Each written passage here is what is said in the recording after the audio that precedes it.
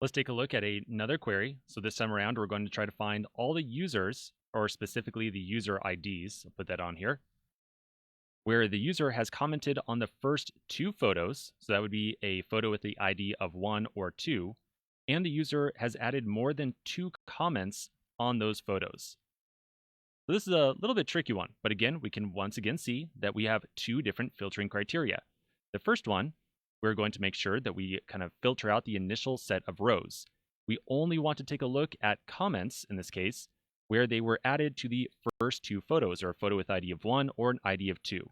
That is an initial filter on our first set of rows here. Then the second filter we want to add is definitely talking about adding in some kind of counting functionality. We got to take a look and find users where they added more than 2 comments. So we need to count up the number of comments.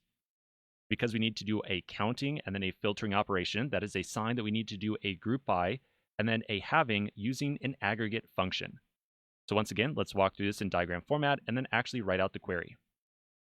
Okay, so to get started, we want to apply the initial filtering criteria here. We only want to find comments that were added to the first 2 photos.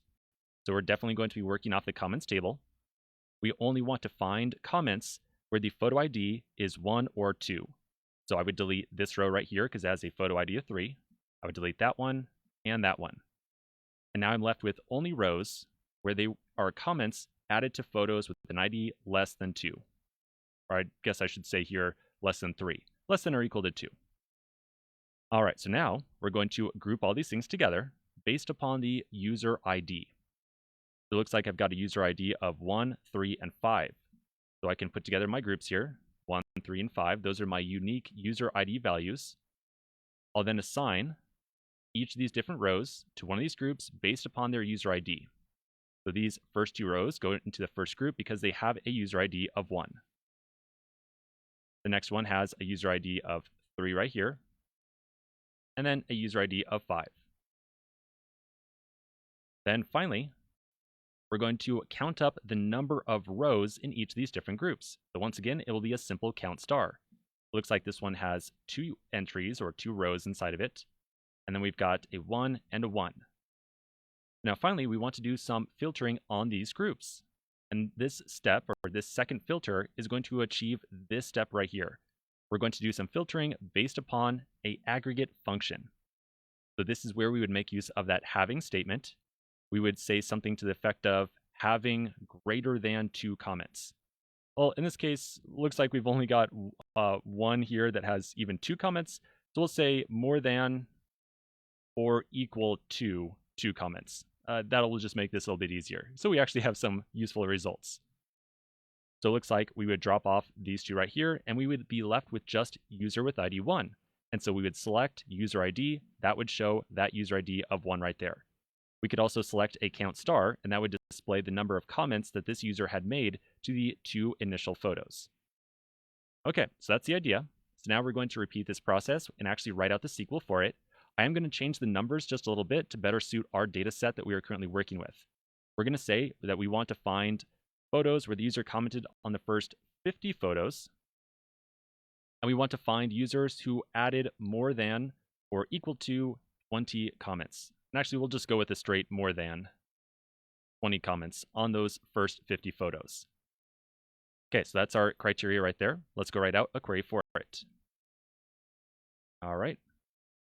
So we would do a select. We'll leave select empty for right now. Like I've said many times before, it's frequently a lot easier to put together all the other statements and then kind of reflect on the data you actually have accessible and then write out your actual selection or the columns that you want to actually display. So we would start off with comments. We would then apply our initial filtering criteria using that where statement. So the goal of that initial where is going to be to make sure that we only take a look at the first 50 photos. So out of all these different comments, we want to find the ones with a photo ID less than 50. And we can make this a less than or equal to 50 or just less than 50. It doesn't really make a difference. I don't really care either way, whether you want it to be the first 50 or 50 inclusive. Either way is totally fine. Then after the where step, we would then do our group by. We're going to group by user ID to find the number of photos ultimately that had been created by each user. So we're going to group by the user ID.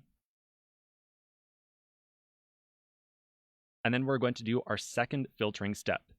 We know that this second filtering step has to use a having statement or that having keyword because we are trying to do filtering of groups. And in addition, we are doing some filtering that is going to rely upon using an aggregate function. Anytime we're trying to filter groups or anytime we're trying to filter using an aggregate function, we want to think about that having keyword. So in this case, we want to do a having, and we want to count each group and find the users that have more than 20 comments. So I'll do a having count star. So that's going to count all the different rows in each of these different groups. We'll say greater than 20. All right, so those are our two filter statements. Everything's looking good. Now the last thing we'll do is add in our actual select.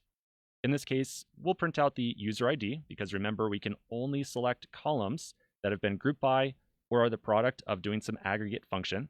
We cannot select any of these inner columns inside of here because we've made use of group by. So I'm going to select the user ID, and then I'll also print out the number of comments that those users made. I'll do a user ID, and then a count star to print out the number of comments that each of them created. And let's run this. And there we go. So it looks like for the first 50 photos, user with ID 1 added 23 comments, and user with ID 4 added 22 comments. All right. That's having. We've now taken a look at two examples of it. And again, as I've repeated many times, every time that we are trying to filter groups, we want to think about having. And anytime that we are trying to filter groups based upon some aggregate function, we want to think about having. Let's take a pause here and continue in just a moment.